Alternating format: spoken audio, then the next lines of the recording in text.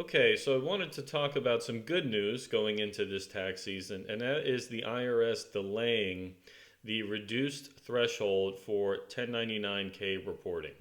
So last year, as part of the American Rescue Plan, what they wanted to do was reduce the reporting threshold. So, in other words, who gets a 1099K from $20,000 in gross transaction amounts down to 600, and they were going to eliminate the 200 transaction minimum. So, prior to last year and historically, you wouldn't get a 1099K unless you received over $20,000 in payments over the course of the year, and you also had to have a minimum of 200 transactions. So, in other words, let's say you sold something personally and it was for $30,000, but it was only one payment that you received over the course of the year.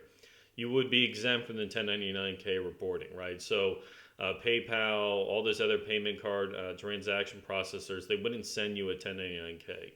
Well, they changed this rule. They tried to change the rule because they felt like a lot of people weren't reporting all their income on their taxes. So the idea was to lower it from 20K to 600 and also eliminate that 200 transaction amount.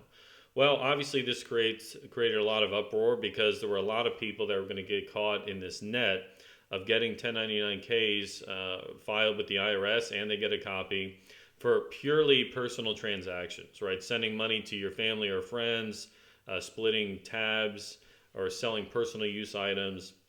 So basically, the amount of 1099Ks that were going to be filed every year was not just going to increase, marginally. It was going to go up exponentially, right, by eliminating those higher threshold amounts. So the IRS published in December a news bulletin where they said, okay, look, we're going to suspend this reporting requirement for this year till next year so we can figure out how to better kind of tackle this issue because, yeah, the IRS is already overworked and overburdened. So by increasing the 1099K reporting, not just for the payment settlement entities, the PSEs, but also taxpayers themselves, right?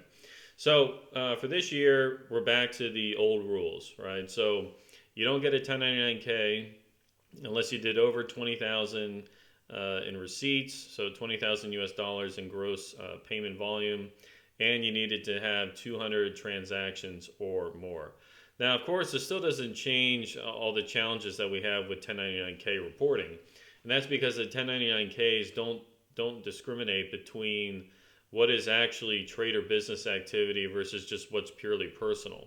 So the issues that we were going to see here were, when you sell personal use items or you transfer money between friends and family, it's not income, right? If I send money to my brother for, let's say $1,000, that's not income to him, right? So if he gets a 1099K for $1,000, the IRS thinks it's income. It's not. I just loaned him $1,000. He's going to pay me back.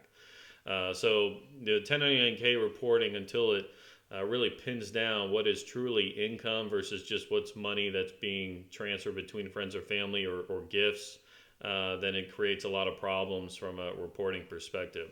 So the IRS has put out some FAQs on kind of how to report these issues. I've done a number of videos on this last year, and the reporting that I recommended last year is consistent with these FAQs, except for what they want to do now is change how you report losses or other loans or gifts amounts. So if you sell personal use items for a gain, that is still a taxable gain. And so the FAQs want you to report that on the 8949 and the Schedule D. So that's the same as the reporting I recommended last year. But with the losses, they don't want us to report it on 8949 and Schedule D.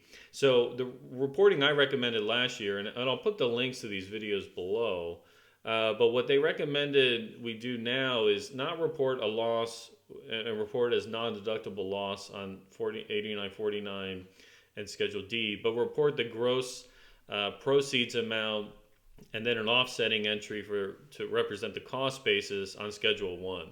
So I'll put some videos together as well to cover some of these examples so you can see exactly how this should flow through the return. But fortunately, again, because they've delayed this transaction the reduction in the transaction volume and the proceeds amounts. For this year, most taxpayers shouldn't get the 1099K. So I guess we're just kind of kicking the bucket until next year, which is fine. I'm okay having less 1099s being sent out for this year. That's good news for everybody. But those are the changes that we've seen. So they have suspended the reduced thresholds amounts, and they have provided some FAQs on how to report gains on the sale of those personal use items, and then what do you do with loss amounts, or if you have a transfer that's neither a gain or loss, right? It's just a gift or it's a loan amount. How do you reconcile those amounts on Schedule 1, Parts 1 and 2 of the 1040? Okay, so that covers it for this video. I hope that was helpful. I look forward to seeing you guys on the next one, and have a happy tax season. Thanks.